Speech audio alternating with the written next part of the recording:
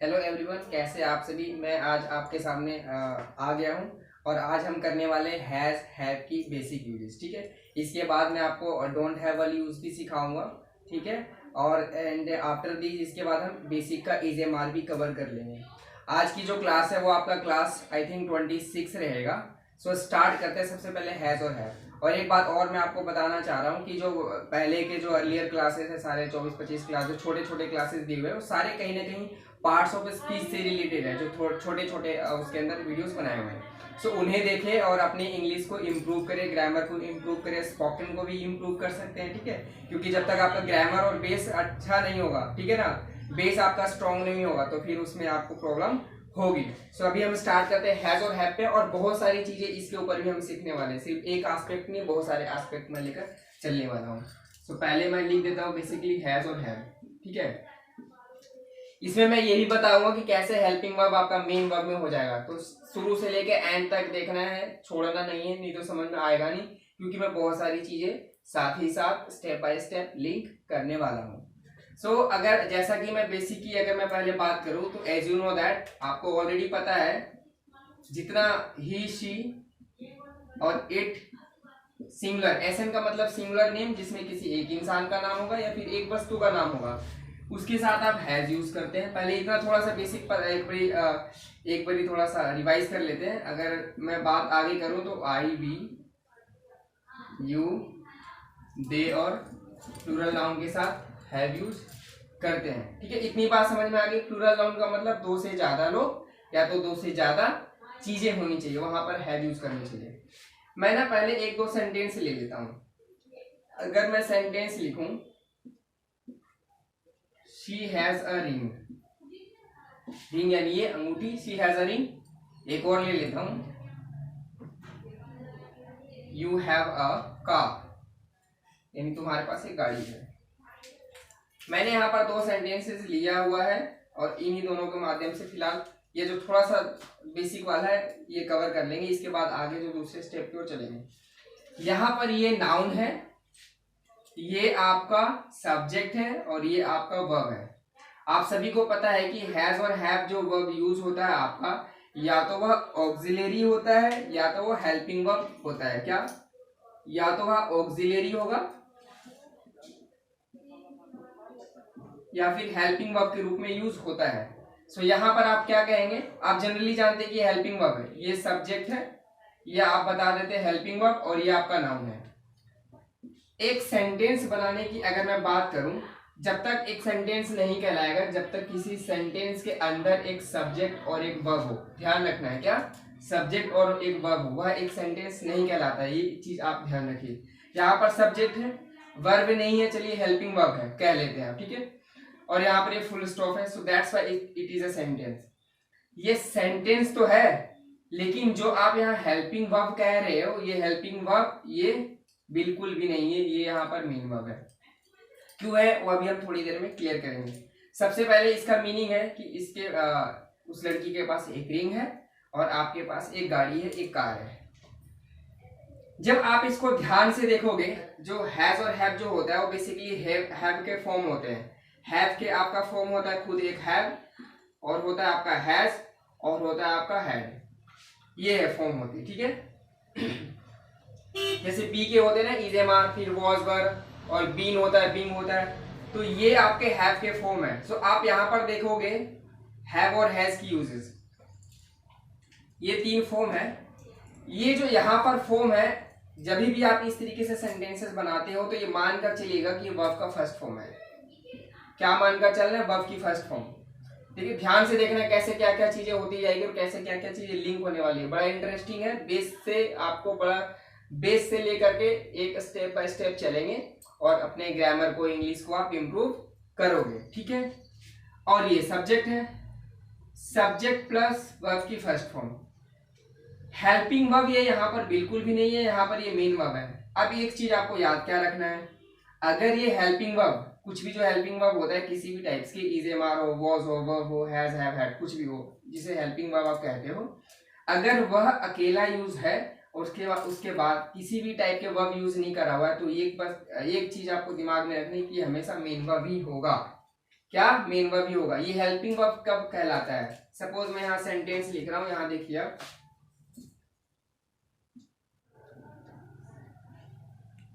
You have been suffering from fever for 2 days।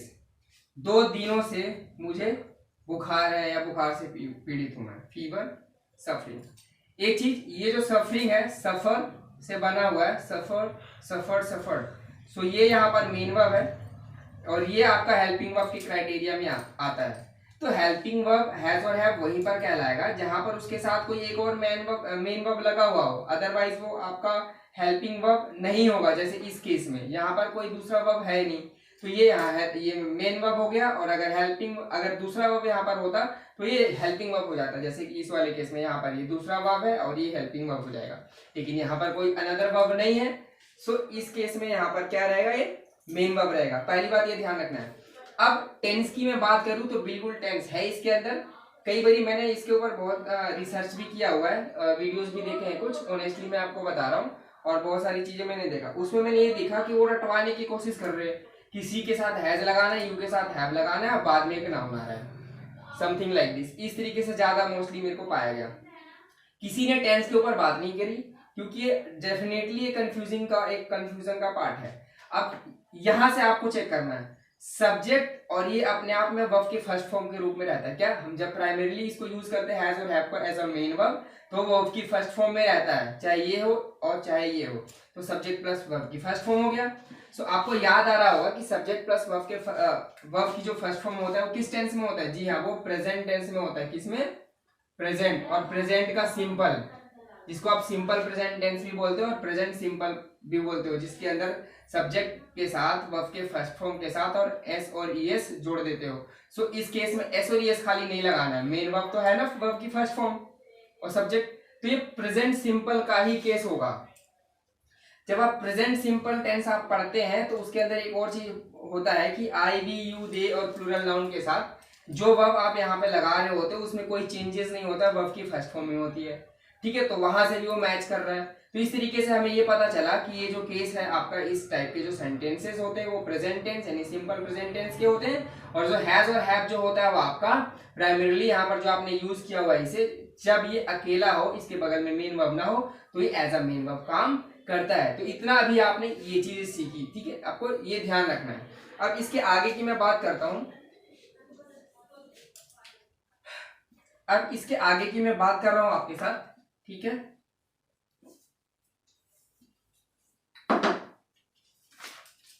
कुछ sentences ले लेते हैं।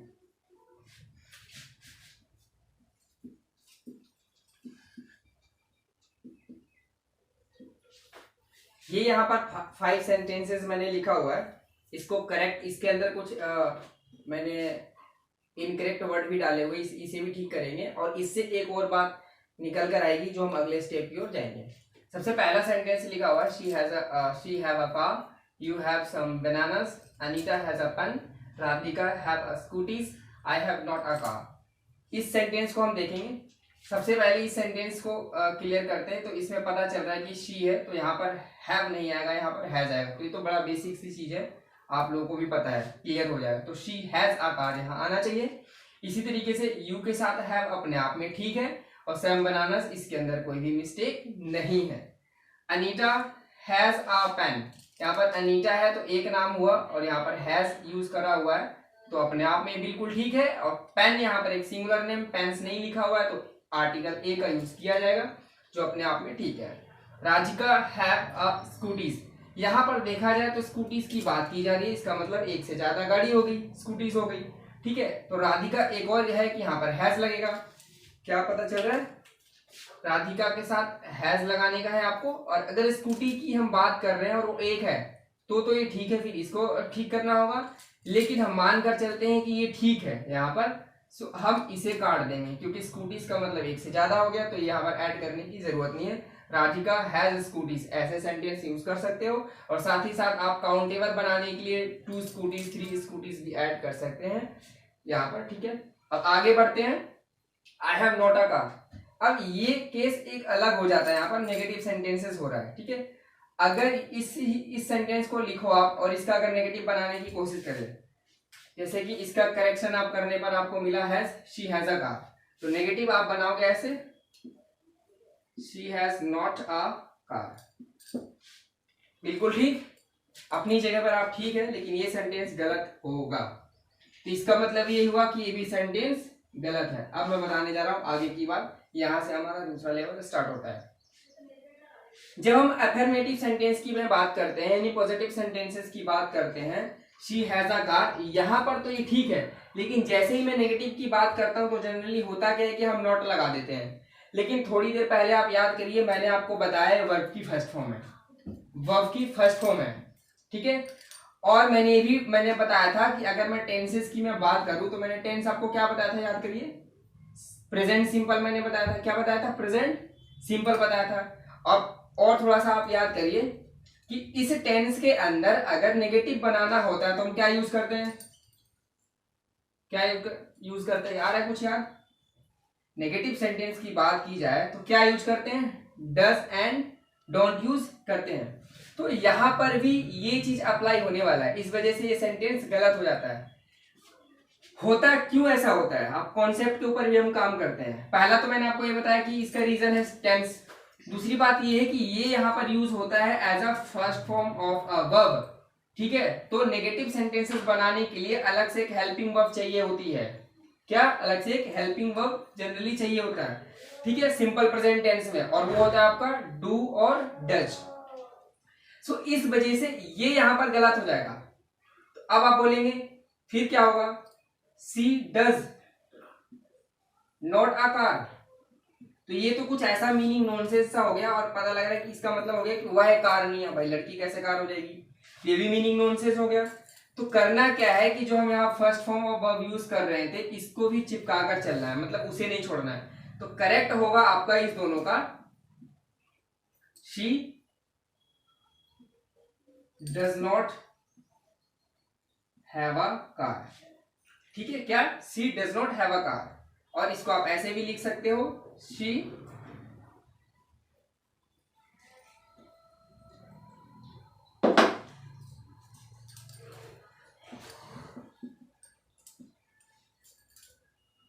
डजंट हैव अ कार, ध्यान रखना है आपको इसको, ठीक है। इसके यूजेस होते थे बट काफी अर्लियर टाइम में होते थे, काफी पहले। अब ये जो वर्ड है इस तरीके से सेंटेंसेस का कंस्ट्रक्शन अब ऑब्सोलीट हो गया है, यानी पुराना हो गया, प्रेजेंटली यूजुअली उसका यूज अब नहीं है, इसका यूज नहीं है, अब इसका यूज है। मॉडर्न इंग्लिश में, करंट इंग्लिश में हम जनरली इस सेंटेंसेस को यूज करते हैं। इस वजह से आपने देखा होगा कि कोई जल्दी से ये चीजें बताता नहीं होगा आपको, ऐसे रटवा दिया जाता है कि इसके साथ डू आता है, डजंट हैव लगाया जाता है। कॉन्सेप्ट को पकड़कर चलना है आपको, ठीक है, और तभी आप उस चीज को लॉन्ग टाइम तक आप परस्यू कर सकते हैं। सी डजंट हैव अ कार यहाँ पर आना चाहिए। इसी तरीके से अगर सब्जेक्ट में बदलता हूं और सपोज मैं आई लिखता हूं तो यहां पर क्या हो जाएगा, अब ये बताइए, यहां पर हो जाएगा I don't have a car, ये चीज है। अब एक चीज ध्यान रखना है कि जैसे आप इसमें ये जैसे सब्जेक्ट हो गया ही, शी, इट और सिंगुलर नेम, इसके साथ आप डज यूज करते थे सिंपल प्रेजेंट टेंस में। और टेंसेस के ऊपर मैंने सारी बिल्कुल अच्छे से वीडियोस बनाई हुई है, वहां पर भी जाकर प्लेलिस्ट में आप जाकर डिस्क्रिप्शन बॉक्स में प्लेलिस्ट है, वहां पर सारे टेंसेस दिया हुआ है, आप उसको ओपन करिए और किसी भी टाइप के आपको टेंसेस को क्लियर करना है वो सारी चीजें आप देख सकते हैं, ठीक है। ही, शी, इट और सिंगुलर नेम के साथ डज आता है, आपको ऑलरेडी पता है प्रेजेंट टेंस में। इसी तरीके से आई, वी, यू, दे और प्लूरल नाउन के साथ क्या आता है, डू आता है, ऑलरेडी पता है आपको, ठीक है। जब हम नेगेटिव सेंटेंस बनाते हैं या तो इंटेरोगेटिव सेंटेंसेस बनाते हैं, ठीक है, नेगेटिव सेंटेंस यानी नॉट वाला, इंटेरोगेटिव क्वेश्चन वाला बनाते हैं, तो अब इन दोनों का यूज करते हैं। तो ये यहां पर समझिए आपके पास सब्जेक्ट के साथ चिपका हुआ है, शी आएगा तो डज और आई आएगा तो डोंट, यानी कि इसमें से कोई भी आएगा तो आपका डू यानी डोंट, नेगेटिव के साथ नॉट लगाना है आपको। और अगर इनमें से आता है तो डज नॉट, ठीक है, यानी डजंट का वर्ड यूज कर सकते हैं, ठीक है। आप इस तरीके से भी यूज कर सकते हो, आप शॉर्ट फॉर्म भी आप यूज कर सकते हो, इसमें कोई दिक्कत नहीं। तो ये आपको दिमाग में रखना है कि जब भी इस टाइप के सेंटेंसेस होंगे, आप अगर उसका नेगेटिव सेंटेंस में चेंज कर रहे हो तो आएगा डजंट हैव या फिर डोंट हैव। और हैव दोनों में आएगा। क्या चीज करना है, ऐसे टाइप्स के सेंटेंसेस में हैव दोनों में आएगा। ठीक है, चलिए मैं इसके ऊपर प्रैक्टिस ले लेता हूं, स्टार्ट करते हैं।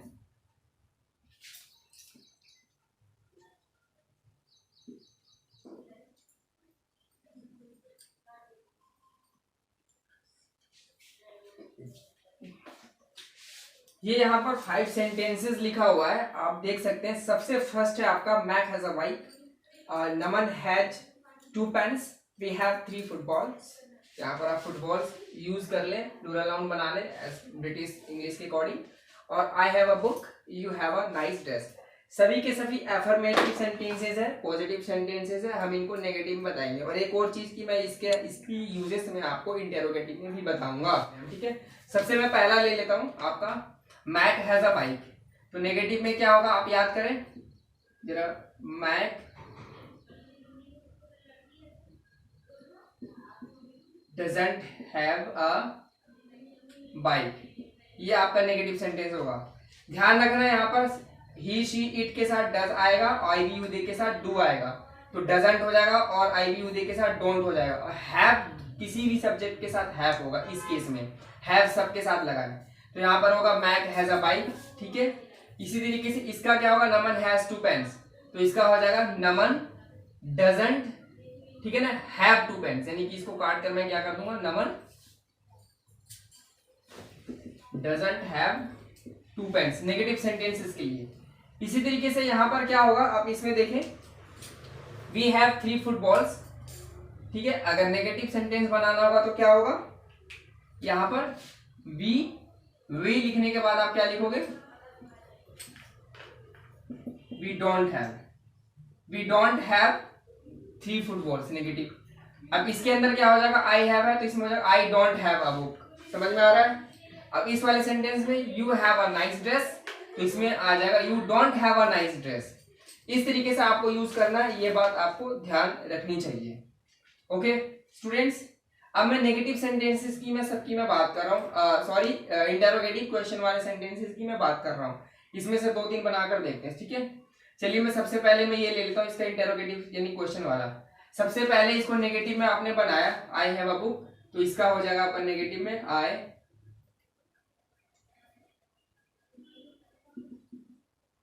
डोंट हैव अ बुक, ये नेगेटिव सेंटेंसेस हो गया।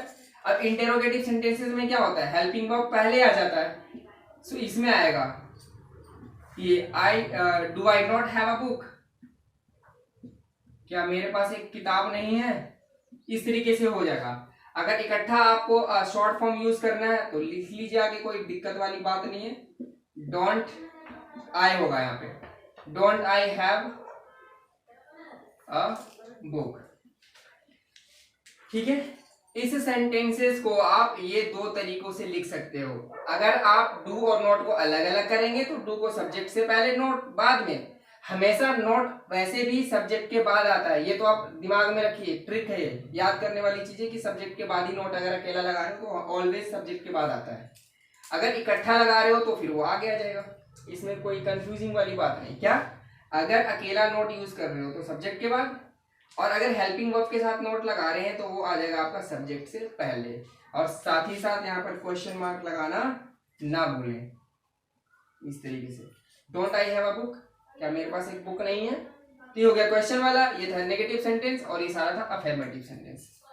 चलिए मैं इसको बना लेता हूँ, ये वाला सेंटेंस को जिसको बोलोगे आप उसका बन जाएगा, you have a nice dress.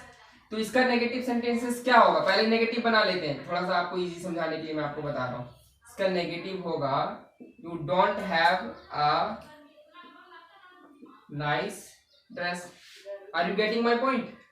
अब इसका इंटेरोगेटिव क्वेश्चन वाला क्या होगा, don't you have a nice dress.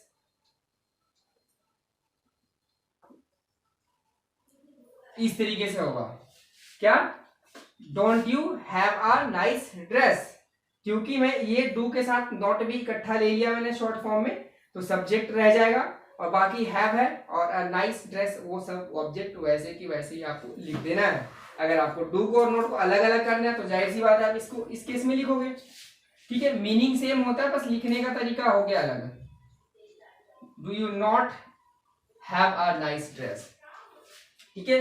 Always not जो यूज करना है आपको आफ्टर द सब्जेक्ट या नाउन या प्रोनाउन के बाद यूज करना है, ये आपको ध्यान रखना है। तो हमने क्या सीखा यू अभी, हैज का यूज और हैव का यूज सीखा इनिशियल लेवल पे।